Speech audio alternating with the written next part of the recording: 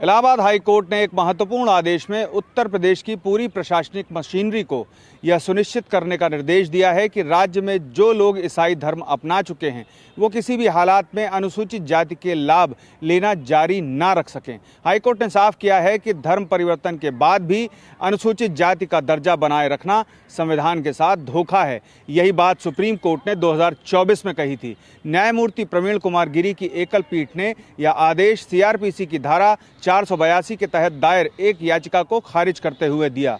अदालत ने यूपी के सभी जिलाधिकारियों को 4 महीने की समय सीमा में कानून के अनुसार कार्रवाई कर रिपोर्ट मुख्य सचिव को भेजने का निर्देश दिया है। याचिकाकर्ता जितेंद्र साहनी ने अपने खिलाफ दर्ज एफआईआर, चार्जशीट और सम्मन आदेश को रद्द करने की मांग की थी। उन पर आरोप है कि उन्होंने अपने क्षेत्र में लोगों को ईसाई धर्म अपनाने के लिए उकसाया, हिंदू देवी देवताओं का मजाक उड़ाया और सांप्रदायिक वैमनस्य फैलाने वाली बातें कहीं।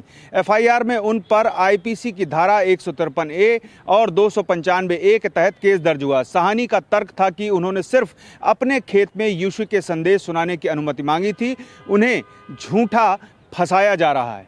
अदालत में राज्य की ओर से पेश हुए एडिशनल सॉलिसिटर अधिवक्ता ने बताया कि पुलिस जांच में एक गवाह ने धारा 161 सीआरपीसी के तहत अपना बयान दिया है, जिसमें साफ कहा गया है कि साहनी मूल रूप से केवट समुदाय से आते हैं। पहले हिंदू थे लेकिन अब ईसाई धर्म अपना चुके हैं और पादरी के रूप में काम करते हैं। गवाह के अनुसार साहनी लोगों को लालच देकर धर्म परिवर्तन के लिए प्रेरित करते हैं और हिंदू देवी देवताओं का अपमानजनक भाषा में मजाक उड़ाते हैं ताकि ग्रामीणों का मन बदल सके।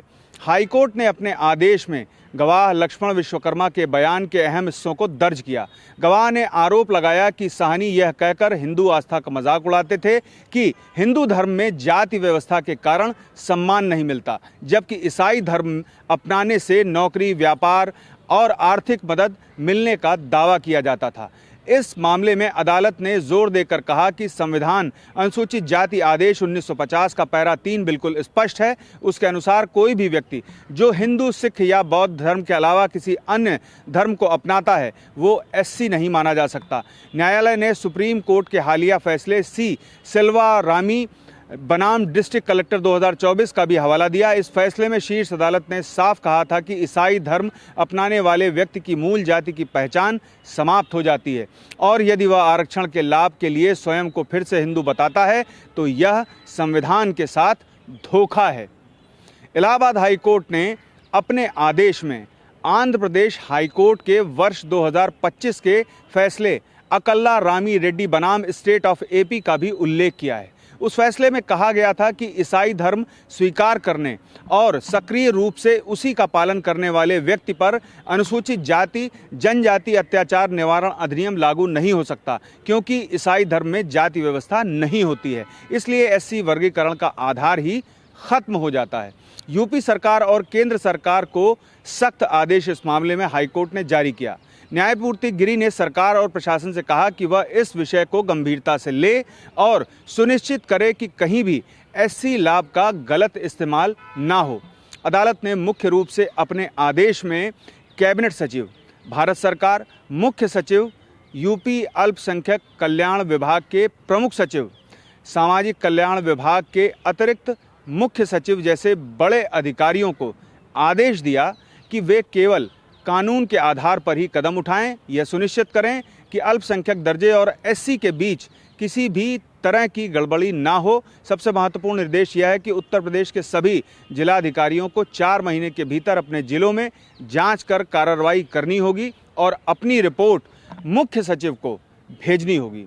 हाईकोर्ट ने देखा कि साहनी ने अपने हलफनामे में खुद को हिंदू बताया, जबकि पुलिस गवाह के मुताबिक वे ईसाई धर्म अपना चुके हैं और पादरी हैं। इस पर कोर्ट ने इसे गंभीर विषय मानते हुए जिलाधिकारी महाराजगंज को आदेश दिया कि वे 3 महीने में जांच करें कि साहनी ने धर्म संबंधी तथ्य छिपाकर हलफनामा दिया या नहीं। यदि वे दोषी पाए जाते हैं तो उनके खिलाफ कड़ी कार्रवाई हो, ताकि भविष्य में कोई भी व्यक्ति अदालत में गलत धर्म या गलत पहचान दिखाकर हलफनामा ना दे सके। अंत में अदालत ने साहनी की याचिका खारिज कर दी। हालांकि उन्हें यह छूट दी कि वे ट्रायल कोर्ट में डिस्चार्ज आवेदन देकर अपनी आपत्तियां उठा सकते हैं।